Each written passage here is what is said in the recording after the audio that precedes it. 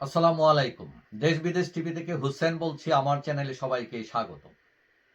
৫ August Sheikh Hasina সরকারের পতনের পর ধরপাকড় শুরু হয়েছে এবং অনেক মন্ত্রী, এমপি, আমলাদেরকে গ্রেফতার করা হয়েছে।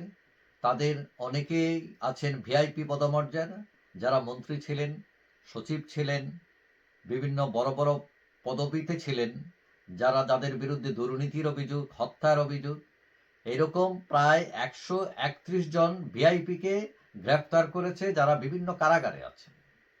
এখন সরকার বলছে যে এদের মধ্যে ১০৮ জনকে ডিভিশন দিয়েছেন সরকার, এবং তাদের মধ্যে সাবেক মন্ত্রী হচ্ছেন ২৯ জন, এমপি হচ্ছেন ২২ জন, আমলা হচ্ছেন ৪৪ জন এবং অন্যান্য হচ্ছেন ১৩ জন। তবে ২৩ জন ভিআইপি এখনো ডিভিশন পাননি। এখন ডিভিশন যারা পান, অর্থাৎ এটা হচ্ছে এক ধরনের ভালো ব্যবস্থা, জেলের ভেতর, অর্থাৎ কমফোর্টেবল, অন্যান্য সাধারণ করে দিচ্ছে। এখন এখানে তারা কি পান, কি সুযোগ সুবিধা?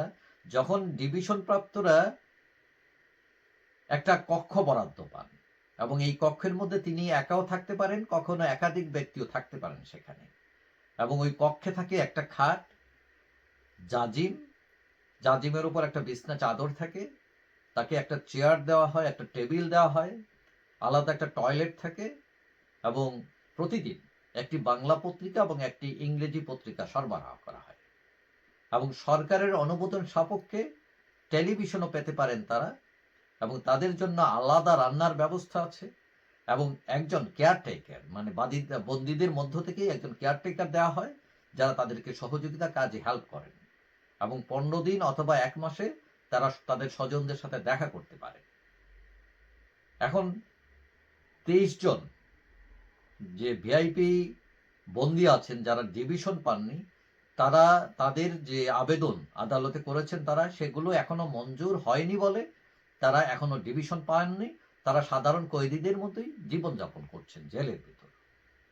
এখন ডিভিশন যারা পেয়েছেন তারা হচ্ছেন সালমান এফ রহমান, মন্ত্রী, উপদেষ্টা ছিলেন, উপদেষ্টা তৌফিক এলাহি, মন্ত্রী, প্রাক্তন মন্ত্রী আনিসুল হক, ফারুক খান, রাশেদ খান মেনন, হাসানুল হক ইনু, দীপু মনি, শাহজাহান খান, গোলাম দস্তগীর গাজী, টিপু মুন্সি, নুরুল মজিদ হুমায়ুন, আমির হোসেন আমু, আব্দুর রাজ্জাক, নুরুল ইসলাম সুজন, ইঞ্জিনিয়ার মোশাররফ হোসেন, আসাদুজ্জামান নূর, কামরুল ইসলাম, সাধনচন্দ্র, ইমরান আহমদ, তাজুল ইসলাম, রমেশ চন্দ্র, মেয়র আতিক, জুনায়েদ আহমদ পলক, কামাল মজুমদার, আরিফ খান, শামসুল হক, শাহজাহান অমর, সালাম মুর্শেদি, ব্যারিস্টার সুমন, জেনারেল জিয়াউল হাসান, প্রাক্তন উপদেষ্টা কামাল নাসের, এরা ডিভিশন পেয়েছেন।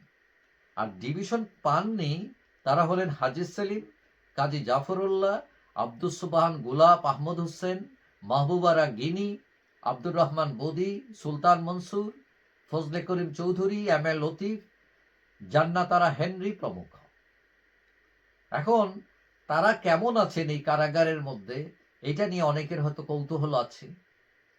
কিন্তু আমরা যতটুকু জানি, মানে কারাগারগুলো এখন আর আগের মতো নয়। কারাগারগুলো আধুনিকাকরণ করা হয়েছে, সুযোগ সুবিধা বাড়ানো হয়েছে। এবং একজন আমাকে বললেন, যিনি জেলে ছিলেন, তিনি আমাকে বললেন যে কারাগার তো আর আগের মতো নাই। আপনার যদি টাকা থাকে আপনি চাইলে বিরিয়ানি কিনেও খাইতে পারবেন, কোনো অসুবিধা নাই। তবে একটা অসুবিধা, সেটা হচ্ছে আপনি যোগাযোগ বিচ্ছিন্ন থাকবেন। আপনার আত্মীয় স্বজন, বন্ধু বান্ধব, পৃথিবীতে কি হচ্ছে হয়তো অনেক কিছুই আপনি জানবেন না, এবং আপনাকে নিঃসঙ্গতা পেয়ে বসবে, এবং এই নিঃসঙ্গতাই হচ্ছে একটা বড় ধরনের শাস্তি। তারপরেও যারা ভিআইপি, যারা ডিভিশন পান, তারা অন্য সাধারণ কয়েদির চেয়ে অনেক ভালো থাকেন, উন্নতর ব্যবস্থায় থাকেন অন্যদের চেয়ে। কিন্তু যারা ভিআইপি, তারা যেভাবে লাক্সারিয়াস জীবনযাপন করেছেন, তাদের কাছে এই জীবনটা হয়তো অনেক ফকিরের জীবনই মনে হতে পারে।